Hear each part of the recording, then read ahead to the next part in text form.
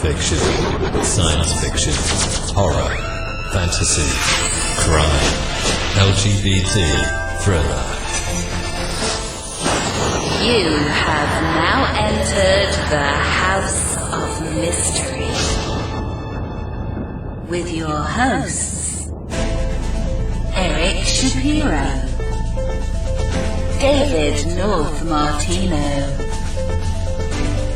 John Copenhaver, and Al Warren. Heard on KCAA 106.5 FM Los Angeles, 102.3 FM Riverside, and 105.0 AM Palm Springs. Called Some Gave It All, and it really interested me. It caught my eye, and I got a hold of him, and we've been kind of chit-chatting online for a while now. The book officially comes out May 1st, so we thought we'd do a nice little talk about it. So he's here with us in the house, and his name's Danny Lane. Thank you for being here, Danny. It's an honor to be on your show, Alan. I really appreciate it. Well, thank you for saying that. We just love having good people, good writers, good stories, good. Yeah, all the way around. All the way around. Now, this caught my eye especially because it seems war has been a part and a big impact on our lives. And I'm 56 here, and I know for you as well, Danny, and I know for sure with Kevin. So war has been a big part of all of our lives, our whole lives, and quite a few of our parents' lives. And this Some Gave All is through the fire of the Vietnam War. So maybe tell us a little bit about the book itself and how you got into actually writing it. Well, it took me more than 2 years to really put it together because I did so much research. Got into declassified documents from the Marine Corps to verify, what I remember after more than, 40-some years after I got back. Also reconnected with some of my squad that was in my unit that were still alive to brainstorm with them. So the biggest thing is, I was there in 68 and 69. That was the height of the Vietnam War. I was a 19-year-old kid. I was homeless at the time. I got a draft notice to go into the Army, so I said, well, I'm not going into the Army because my stepfather that adopted me was a Marine. So I went and joined the Marines at the height of the war and said, get me out of here, save me, because if I didn't, I was going to fall into, a life of crime. I was, like I said, I was homeless. Was broke, didn't have a car, didn't have a place to live, and was getting ready to pull a robbery, and that's kind of explained in my book. Sometimes people hit lows, and then you pick yourself up. So I joined the Marine Corps and left town and ended up there in Parris Island, and, they made me a Marine. In Parris Island, I met another person that's in the book. He was from Greece, had just gotten his American citizenship, and we become good friends. And we went through all the boot camp and all the ITR and Camp Lejeune. We went to Camp Pendleton together, went through advanced infantry training and prisoner of war training, went to Okinawa, and then we ended up in Vietnam like 6 months later, right in the same foxhole. So the book is a lot about friendship. It's a lot about mine and the Greeks' adventures there, but, it's a story of survival. It's a story of sacrifice, and it's a story of brotherhood that you grow having with other young men in combat that only Marines can have. And, but it's much more than that, because when you go through my journey, you also go back through my childhood and see how I ended up going there and what happened to me. I guess what God's plan was for me at the time I was a kid. You don't realize it until these things are happening to you that you don't have control over. That, your life's already laid out for you. You just have to follow that plan and execute what's ahead for you. And I started learning that a lot over there because people were dropping left and right of me all the time. Marines were being killed, and I'm still standing and going through this, and you wonder, who's next and so forth. So you pretty much just stop worrying about if you're going to be killed that day or that night, and just accept whatever your fate is going to happen, and just keep moving forward as a warrior. But in the book, it's kind of an adventure of my more than 300 days in combat in Vietnam, and all these missions we were on, and how we grew together as young men, young teenagers from all walks of life, and went through all these adventures together, and some of us made it and some of us didn't. But your question is, why did I write it? I've been suffering from post-traumatic stress ever since I come back, and didn't know it because until 1983, I don't think VA even recognized that was a problem with veterans. So as soon as I got back, I became a police officer. So I'm a police officer out there on the streets of America, still trying to save America, just like I was in war. I mean, I was a very aggressive cop, and like I said, I was trying to save the world, and I had all these emotional problems. I had a lot of anxiety and all this going on that I didn't know was going on with me, flashbacks and things. And, there wasn't a big study from Vietnam veterans at that time. But, as a police officer, I still had the adrenaline rush that I got in chasing the bad guys and arresting people, and an occasional shootout that we'd have. And, it wasn't anything like Vietnam, but I fueled myself with that adrenaline. And then, shortly after I got back as well, I got involved in martial arts. So I became a fighter, on the circuit. I became a kickboxer and a professional fighter. And I fueled my adrenaline fuel that way as well. So, as I got older and I kind of retired from doing things so professionally, more into teaching and stuff, I mean, I've always suffered with it and been through a lot of treatments through VA and stuff that didn't work for me. So just a few years ago, my wife saw, I was still struggling with it.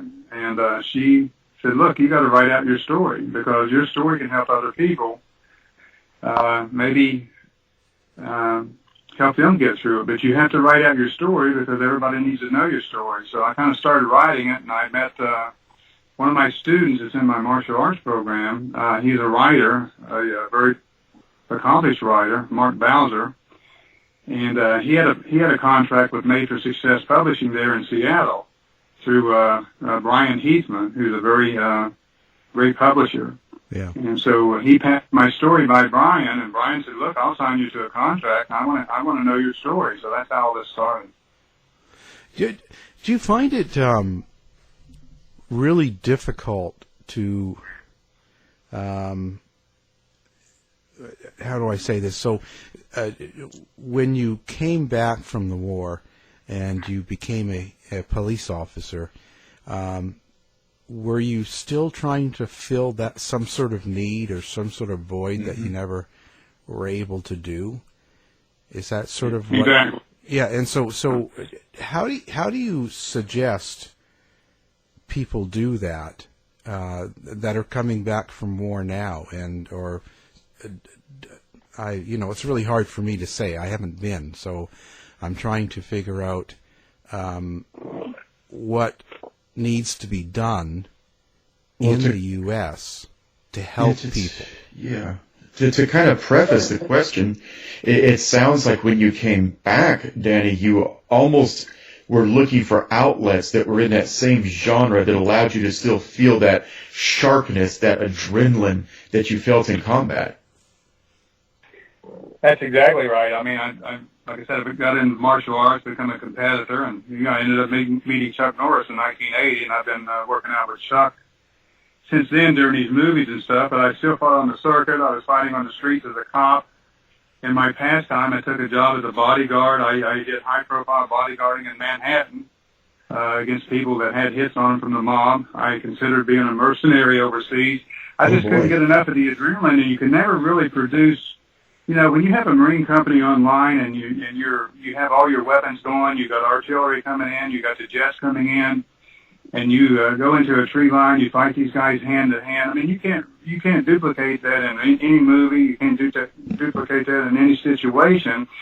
So you're exactly right. I'm trying to fuel that. I did everything I could to create danger and create this conflict in me so I could either try to handle it or overcome it. And you can never pacify yourself with it because it doesn't exist. And when you go to veterans and they try to give you medication and Prozac and, all kinds of tranquilizers and things to try to sedate you. I mean, I couldn't function on those things and still be a cop and still be a martial artist. So, I mean, I had to deal with it. And my therapy, what pretty much got me through it, was just basically exercise, working out 6 hours a day and things like that over the many, many years. And then going back on the street and finding the bad guy and, you know, making a big arrest. And, you know, and pretty much drives you crazy. But, you know, it really is hard on the family and people that know you. You drive them away. You don't want them to be involved in your world. Plus, you don't tell them about it. I've never told anybody my story that you'll read in Some Gave All, not even the therapist that I've had to be debriefed with as a Marine. They don't know the extent of all these missions we went on, what we did, the atrocities we committed, the atrocities we saw, you know, by killing civilians, men, women, and children in the course of battle. And until I wrote this book. And like I said, I've written it for kind of like therapeutical purposes. And during the writing of it, you know, I had a lot of breakdowns. I cried a lot writing this book, pouring my heart into it, reliving it all. But, you know, it's been really good. And I'm also an ambassador for a veterans charity called Mission 22. And basically that name comes from almost 22 veterans a day are killing themselves at their own hands. And, you know, that has to stop. I mean, we can help these people. We didn't have several treatment programs that take people, and we exercise with them. We take them on hikes. We, you know, we try to do everything except putting them on medication to give them a reason to live instead of finding a reason to die. Because I've almost been there, and I hope this book will help people do that. I mean, when the book opens, you'll see a scene where I'm on a railroad track waiting for an Amtrak to run over me. And that's in the very opening scene right after the flashback where the book opens. And then, you know, when the doctors, I'm rushed to a hospital, luckily this person come out of nowhere, kind of like a guardian angel, and we figured they were winos where these people drank and they laid around the railroad track, pushed me off the track right before I got run over. But, you know, I collapsed after that, and I was taken to a hospital. So the book pretty much opens with me in the hospital, and the doctors are rushing to try to save my life and find out who I am and what's going on in my mind. And then this whole story unfolds in Vietnam on what drove me to that point 38 years later, that I'm in the hospital bed fighting for my life, that what happened to me 38 years earlier in Vietnam is what they're trying to find out.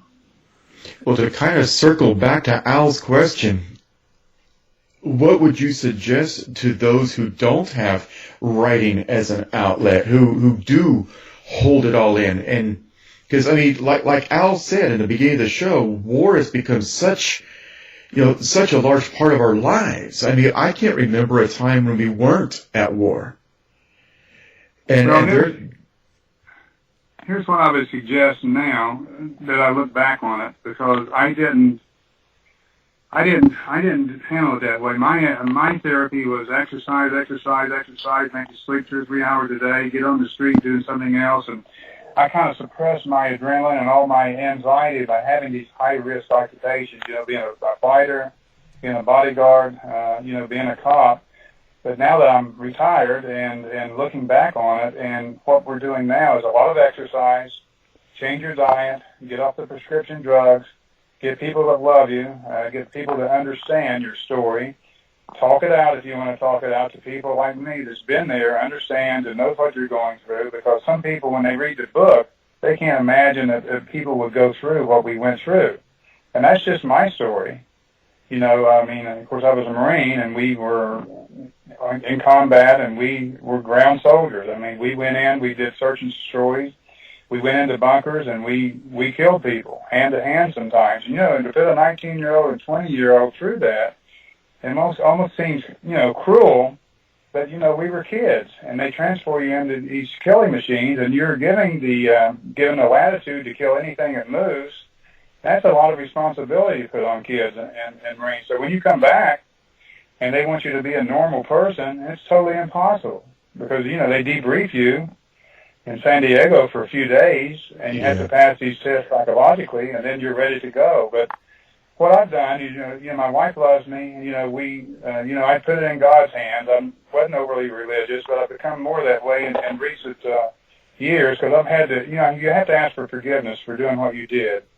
But then when you look at the situation we were put in, we were following orders. We took an oath as a Marine to defend our country against all enemies, foreign and domestic, to support the Constitution of the United States and follow the orders of the President. And that's exactly what we did. We did what we were told. And we did what we had. So, you have to forgive yourself, and you have to ask for forgiveness. Then you have to ask your family to love you and understand you, because we're going to have bad days. And, we just can't make it all go away. But you can live a happier life, and you have to find a reason to live instead of die like these guys are killing themselves. And I've been there before. I've looked at a gun before, even when I was a cop, just wanting the pain and all the guilt to go away.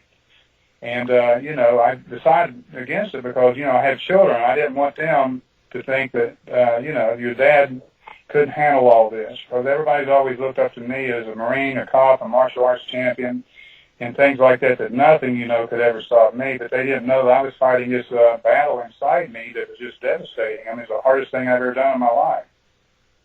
So now when you look back at things, and when you were the 19-year-old, and the Vietnam War, how do you see that war now? Like, there's a lot of controversy about it, and all sorts of talk about it, and how a lot of the vets were treated when they came home from the war was awful. Several of my friends, inside my book too, you'll see a bonus section. You'll see a 4-day battle of Way, written by a good friend of mine, John Latago, who wrote Dirty Boys and also the Near Enemy. He's a retired FBI agent. He was highly decorated in Vietnam as a Marine. There's also another article in the back of the book written by Colonel Torres. He was in one of the battles with me, and as a young Marine, 19-year-old Hispanic guy from New York City, we all had the same stories. We were young kids putting in a situation. It got political. They didn't let us do our job. They didn't let us bomb the North. They didn't let us go in there. We would take ground, and then we would give it back. And it got so discouraging because we're out in the jungle. One of the missions I described in the book was 93 days. You lose track of time and what's going on. We fight for these mountains. We take these hills. We sacrifice all these men are killed. And then as soon as we take this hill, we get in a helicopter and give it right back to them. And then, 2 or 3 months later, we come back to the same place and fight them again. It was so ridiculous. A never-ending cycle. In contradiction to what some of the declassified documents I had on all these officers' report, they were talking about the morale being high. They were talking about the success. And, the biggest joke of the whole thing is the politicians, LBJ and this McNamara, who was the Secretary of State, I think, at the time, or he was in charge of whatever. He made all these decisions. They blatantly lied to the American public about what was going on over there. And it got down to where, it got down to, a body count. I just find it so amazing when I read all these reports on how many bodies that we killed of them, which was no way of knowing. We only knew how many soldiers we lost because, we had record of who we were, but there was no way after the battle we had of how many dead bodies were out there because there was nobody out there counting them. Right. And they just made that up. It's fictitious, and they wanted the American public to know, well, the Marines, there was 800 Marines killed, but, we killed 2,000 MDA. It was all about us winning and killing more of them than us, and it was a fabrication that they told the American public, and it was all political. And that's what angers all of us Vietnam veterans, because they just lied about everything that was going on over there. Yeah, continuous. And then the way they treat you when you're back, it's atrocious. Yeah, that was a joke. When I got into San Diego, I hadn't turned 21 yet, so I got thrown out of the first bar. I went in to try to get a beer, and I wasn't even old enough to buy a beer. I said, I just got back from Vietnam. I'm a Marine. They said, we don't care. You can get your butt out of here. You don't have an ID. Oh, they couldn't even give you a... Yeah. I went and bought a fake ID for $650 just so I could drink a beer when I got back. And back then, that was a fortune. Yeah. Oh, well, I had two AK-47s I brought back as souvenirs. We were allowed to bring two weapons, and So I sold them each to somebody, and then I got this Marine Corps ID on the black market over there. I guess they had Social Security numbers and people that had been deceased, so I become William Helbig instead of Danny Lane, and had my picture on my Marine Corps ID. So I said, whatever it takes. Yeah. I'm not. Have you ever gone back? Have you ever gone back to Vietnam or since No, then? No. The sad thing of it is, it was more than 20 years before I even put my medals up, and then I had to order them from the Marine Corps. They didn't give us our medals when we got back. There was no parades. There was nothing. There was no fanfare. They give me two options. Look, you've been in the military. You're in the infantry, so we can't send you back to Vietnam right now. So you can either go to Spain, we'll promote you to sergeant, or you can get out. So I said, well, I'll just get out, because I had a job waiting on me at the police department. So, then 20-some years, I finally ended up ordering my medals, for my DG-214, put them up on the wall, started being proud of what I did instead of ashamed of what I did.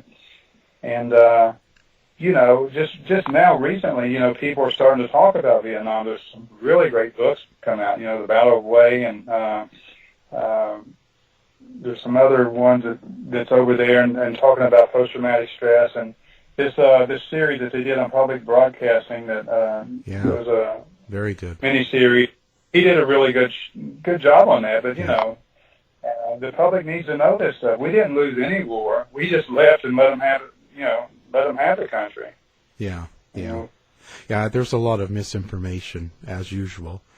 But our Vietnam veterans are killing themselves. The ones that they're still alive still have trouble. So my mission with this book and my mission with speaking is getting out there, talking to veterans, getting on talk shows, doing whatever I can to let people know our story, that we need to have our own parade. President Trump did name, March 29th Vietnam Veterans Day, but, I'm on Facebook and nobody even said anything about it. It went right by and nobody said, well, happy Vietnam Veterans Day. They still don't honor us. Yeah. We never had our parade. I agree, and I see that, it's become like the cliche thing, and I'm sitting in the airport for hours, and every time they announce to load a flight, it's, on veterans, thank you for your service. It's almost like something people say. It's compulsory almost. But it's almost like, hi, how are you? Thank you for your service. But what frustrates me is nobody is willing to do anything. Like, Trump can name that as, Vietnam Day, but then let's do something. And not just a parade, but let's help people that need help. And these young kids. Yeah. Go ahead. Kids that come back from Iraq and Syria. They're scarred, and they don't have constant days in combat like we did. I think their biggest fear is being blown up with an IUD or something like that. And yes. A lot of these movies are made based on one experience. But you take us, a Marine company. You're on operations more than 300 days out of your year over there in a jungle, in an area of operation. Everything happens every night. Even if you're not in contact, you're in fear of stepping on a booby trap or, getting your throat slit on an ambush or something like that. It was totally, it was a constant trauma, and, psychologically it plays a big game on you, but, that's why, when we come back, they didn't really have the treatment set up for us. They didn't really understand us. They didn't really think that we went through all that stuff. These stories that are coming out now, when I wrote the book, I left out a bunch of scenes, and some of my squad said, well, you got to write the helicopter scene, where we were shot down behind enemy lines over in Laos. And, if you ever watch the movie Platoon, we were pursued by the NBA for several days and nights in a jungle where they were trying to kill us before we could get an extraction helicopter in to get out of there. Plus, we had dead and wounded we were carrying with us. So it was one scene that I didn't write in the original book, and some of my squad said, you got to do that, Danny. I said, refresh my memory, and there it's in the book towards the end. Mm-hmm. So it's, I just want to bring honor to all the veterans and help all the veterans if I can. Once you're in combat, there's only so many ways you can be shot at and so forth. I have 2 Purple Hearts. I didn't have the third one, but I could have had 100 if we got one for every wound that we got. We just, the Purple Hearts are when you really can't function anymore, or they have to, have a corpsman come up and sew you up or something. But, my little squad, we a lot of us got Medals of Honor, the Bronze Star, Vietnam Gallantry Cross. We got several dozen Purple Hearts and so forth, just in the gun guys that we were in. And, we were just kids and going through a time that, and doing what we were told. And, America should be proud of us. I mean, all my kids were older than 19, but I couldn't imagine my kids at 19 going to war. Yeah. I mean, they're on their cell phone, and, they like to play video games, and they don't even want to, be bothered, much less, being in combat and dropped in a hot LZ and, go kill these people. Yeah, the most combat they see is on Call of Duty. Yeah. Yeah, that's true. So, Danny, you've consulted with your other squad members that you were able to put back together for the writing of this book. What are their feelings, and how do they feel about the book and their input into it? Well, they haven't seen the finished product. I mean, I've given them a sneak preview on it, but they are very excited that they'll be honored in it and named in it, and then our story and our legacy will carry on. So now, what is the one memory that you can share with the listeners in Vietnam that still stays with you today? We don't have a lot of them. Would it be on a mission? Or is it a question about a mission, or just my overall experience? Your overall experience. Well, I grew from a kid to a man like overnight. I mean, you grow up fast. And Marines teach you, no matter what, if something happens to a superior above you, you have to step up and lead. And so, through that, more than a year that I was there and all those combat missions, I mean, I grew up a lot. And being near death helps you open up a new spiritual side of you where you just stop worrying about death and worry about dying, but you leave it in God's hands, and then you're not afraid anymore. I mean, I was never afraid after I got to that point. Look, if it's going to happen, it's going to happen. I don't have any control over it. And I was that way as a cop when I got back, too, and people didn't understand it. I just, look, after you face fear and conquer it, and you get to the other side, then you're not afraid anymore. And that was the biggest thing, I guess, is learning how to handle fear, conquer, and get onto the other side where you can actually do your job under a high-stress situation and not react. So my biggest memory is just surviving when so many others didn't. And why am I still here? And I guess that's why I'm here to write this book. Things just happen that way. It's like when I met Chuck Norris. Everybody said, well, Chuck Norris. Well, Chuck's just an average guy like we are. He was in the Air Force and stuff. His brother sadly got killed in Vietnam, and Chuck has a really big passion about the military in Vietnam.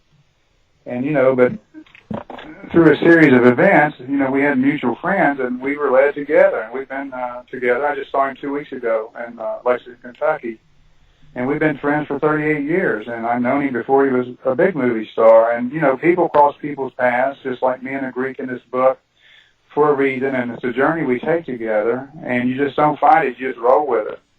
Like this book, I never anticipated writing it until 2 years ago. Then all of a sudden it's come pouring out of me, and here it is. It's going to become a reality on May the 1st, and people will either like it or not like it, but if you read the endorsements, it's been endorsed by high-ranking Marine Corps officers that are really complimenting me for writing the book. So I've got to ask this because every soldier or Marine, it's amazing what you can come up with to keep your morale up in the middle of the crap. So what kind of things did you guys do to keep up each other's morale? We play tricks on people, on each other a lot, I don't know. I don't think you read the book and stuff, but we would.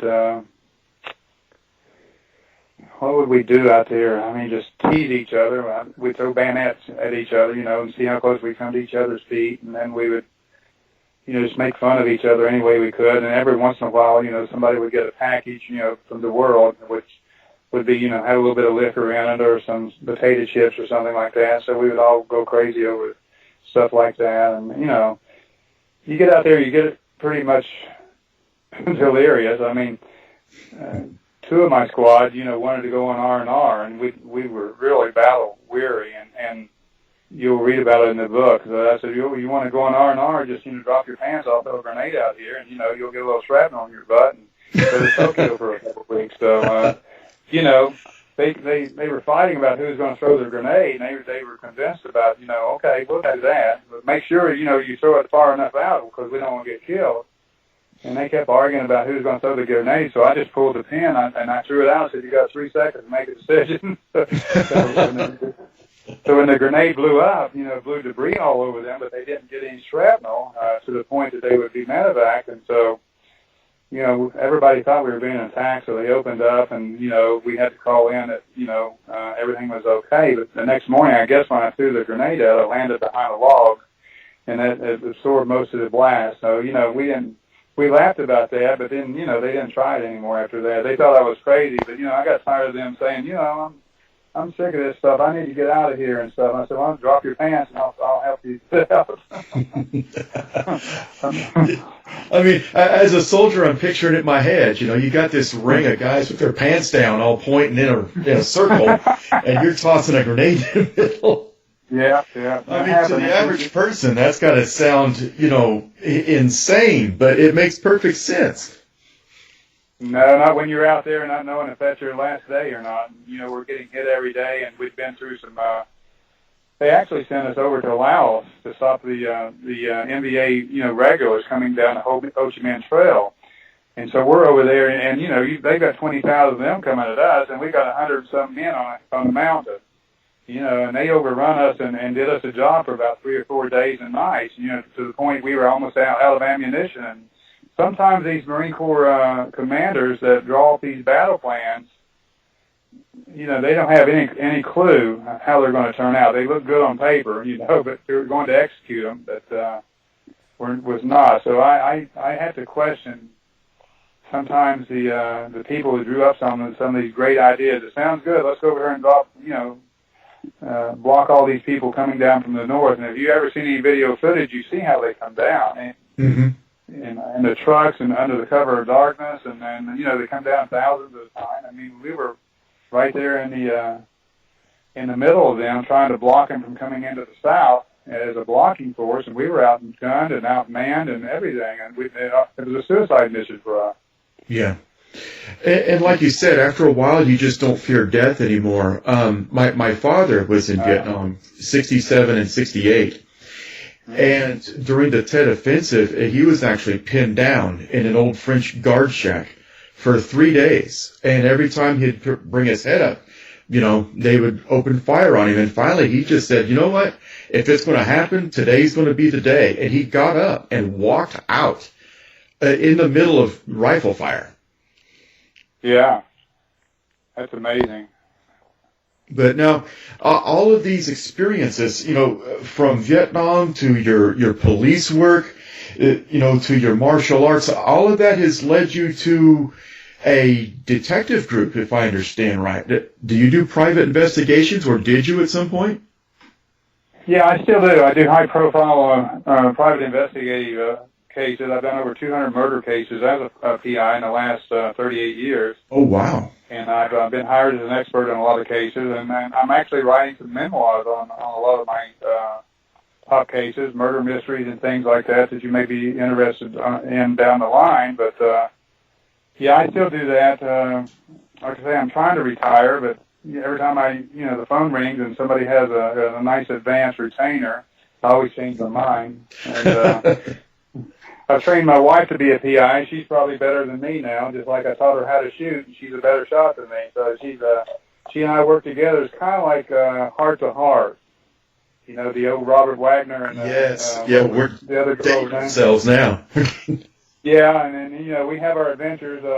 We do surveillance, and we have to dress up and go in these bars and search for people. Then we work murder cases. We work all kinds of, we just work a wide variety of cases. So it's pretty interesting, but, I'm really ready to retire and just make some money on writing books. Well, like you said, that retainer, that money, it'll change a man's mind. Yeah, when we say busy, we developed a real estate company, and we buy and flip houses. And we have 2 on the market right now, and there's always a mystery and something going on with them. And I'm thinking, well, what next? My ultimate goal and her goal is to buy the beach house on the beach and walk hand in hand barefooted down the beach, like everybody has that dream. So we're trying to get there in the next couple of years, but I don't know if that'll happen or not. Now, Danny, do you travel around and lecture at veterans groups or VA hospitals? That is my intention. As soon as the book comes out, I have a lot of people waiting to see it, so that will be my goal, is to get scheduled to do those. I've sent out a lot of articles, and I've written about a 10-page memo called The Reality of Combat, and it talks about the psychological conditioning of a combatant, what you have to go through in order to be able to react and survive in a situation, and also what you have to do to survive after it. So it's pretty heavy and intense. It's been endorsed by the Marine Corps. It's been taught and used as a guide to help these veterans overcome things. I'd be glad to send that to you, but mainly, I still do a lot of martial arts seminars. I'll be in Seattle the second weekend of September doing a 3-day clinic there in Shoreline. And we have an affiliate there, USA Karate and Shoreline. I'll be there training people for 2 days. I teach personal protection and things of that sort. But that'll be my goal, is to get out to more veterans groups and anybody that will listen. But also, we do motivational talk, where you actually is basically based on overcoming atrocities and achieving, greatness through overcoming obstacles and atrocities. So you can go through these things, overcome them, and then you can actually put that into a business plan and say, my wife always has this saying, anytime I get frustrated or have anxiety and get irritated about something, she said, well, it's not as bad as Vietnam, is it? I start laughing about it. I said, well, no, nothing was as bad as Vietnam. She said, well, you got to put it in the right context, nothing would be that bad again. So, it's not all that bad to start with. So she has fun with that when I get this anxiety over somebody or something that's going on, that nothing's that bad, I don't guess. Well, because it'd be nice to see you. Actually, I'd like to see you in September up in Seattle. But it'd be great to see you move around and speak to also police groups, because I think that this wisdom, goes beyond military. Like you said, a lot of us veterans go into some type of police work, and I think it's subconsciously because we want to feel that sense of being alive again, for lack of better terms.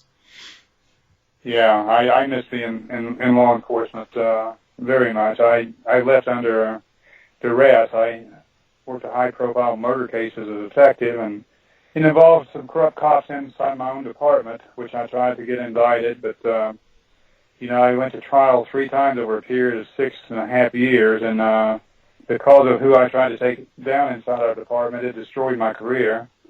And I had to walk away to keep from actually killing some of my own people. Because, in some agencies, you got people that are bad people that either are involved in drug trafficking or murder in this case, stopping witnesses from testifying. And this case I'm talking about actually had the organized crime involved in it, with drug running in from Colombia, South America.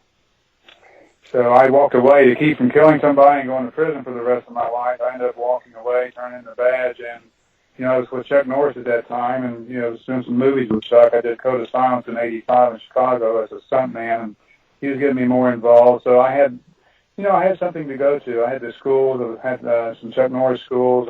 They were doing well, and I said, why go to prison for killing this piece of crap when I can just go ahead and walk away and, somebody else will kill him for us on down the line, or he'll die a miserable death. And True. So I did that. You know, instead of waiting for 20 years to retire, I left at 15 years to keep from doing something stupid.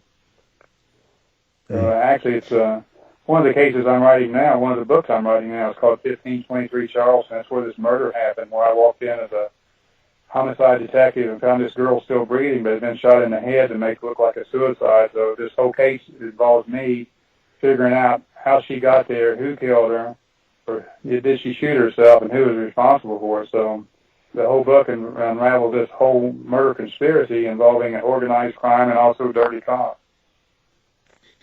Well, that sounds like a whole nother show we'll have to have you on for. Well, unfortunately, it has to be a fiction type of novel because some of the people still are alive and still could be indicted for it, even though they probably won't. But, you know, I had to change the names to not, you know, for litigation purposes. Right. Well, you know, like they used to open with Dragnet, you know, names have been changed to protect the innocent or not so innocent. You know how we get away with that, Danny, is we call it historical fiction. Well, it's about, I'm about, you know, I'm going to make it more of a short story and not make it a 240-page novel, but it'll probably be done in 2 or 3 months if I get back to writing on it.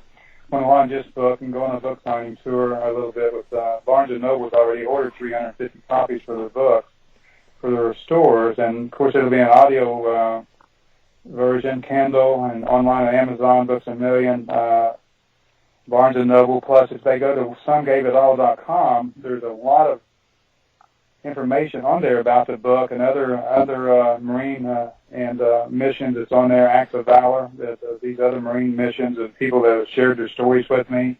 We're hoping to make that a blog for people to be able to post their stories of valor that they did and tell the world, you know, their story. Everybody has a story, and everybody needs to know it. Right. Now, you also have another website, DannyLane.com. Yeah, that's my multi-purpose website because I have my martial arts studios on there. I have my private investigative firm on there. I have the new video series I just did with a CIA agent, Jason Hansen, called Spy Combat. It is on there. So you can just click on a banner and it takes you to different business opportunities or services that I do and have.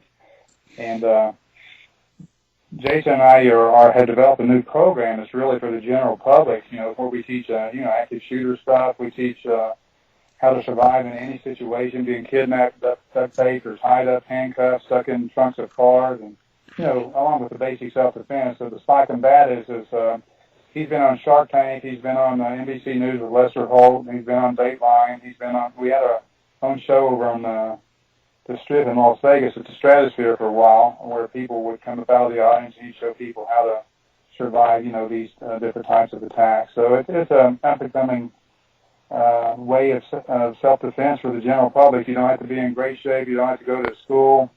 You can watch the videos or attend one of our seminars or something like that and learn all these secrets that, you know, that we teach. Well, what if I like the handcuffs, Danny? Well, then we'll just double lock them and throw away the key. So, Danny, how can people, and I'm especially talking, you know, to veterans out there, how can people get in touch with you personally and take advantage of your military experience and how you've overcome a lot of the things that have happened to you?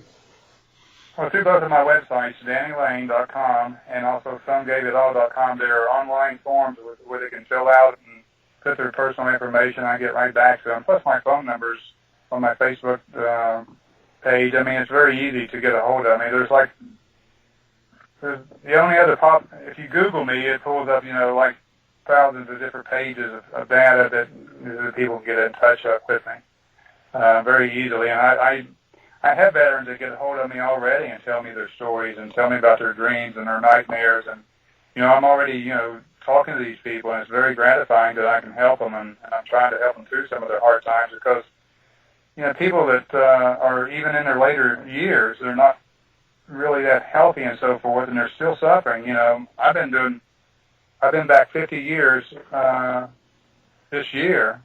And I'm still suffering. I mean, I still have sleepless nights. I still have anxiety. I still have all these things. But the only way I can get over it, I go to the gym and hit the weights. I go upstairs and we have a home gym and hit the heavy bag and kick a few times. And, I do things that just distracts my mind from going back into that deep black hole that I've been in for all these years. I mean, the post-traumatic stress, it affects who you are. It really robs you of your happiness, of your love, your ability to love, and robs you of just being a normal person. And veterans, they just don't understand where we're coming from. They have all these treatments, and they put you on all this medicine. I could give you a picture of all the medicine these people have given me, and you'd think that I was a drug addict. And, you go in there, and they want to put you on a prescription. Well, we'll see you in 3 months or 6 months. And it's a joke. It doesn't work. Mm-hmm. It doesn't stop the dreams. Or the survivor's guilt. If I can just throw that in. Well, it's like I I ended up on the back of the book. You'll see something. It says, at the very last sentence, it says, "War is hell, but for some, surviving is worse." And that's why so many people kill themselves, because they can't stop the pain. They would have rather died over there than come home and face what they have faced for 50 years. A lot of them, and I've almost been there. So many, many times that I'd rather die than go through another day and take another breath. And through the love of my wife and understanding with her, and she's seen me do it and threatened to do it. She said, you gotta get some other help. You gotta write this out. You gotta get through this somehow. You can't get through it until you ask forgiveness. You gotta let this thing go before it destroys you. And that's the message of it. If you don't let it go, it will destroy you and it will kill you. That's why we call it the silent killer. Yes, sir. Well, before we run out of any more time, Danny, one veteran to another, I want to give you a heartfelt thank you. Thank you for speaking out. Thank you for writing this book, and thank you for being with us today and sharing your experiences. Well, I had been unspoken for almost 50 years before I started writing the book, but I've got a lot to say now, as you can tell. Yes, and I'm going to be in Seattle the second week of September, and both of you guys have an invitation not to come and meet or talk, but to work out with me. And I pattern my seminars for the general public as well.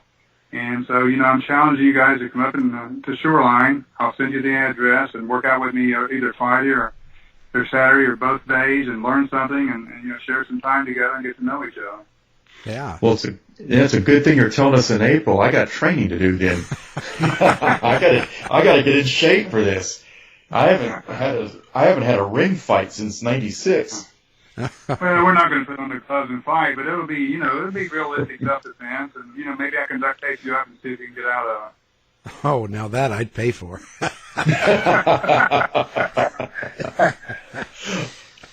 Wow. Well, Danny, thank you.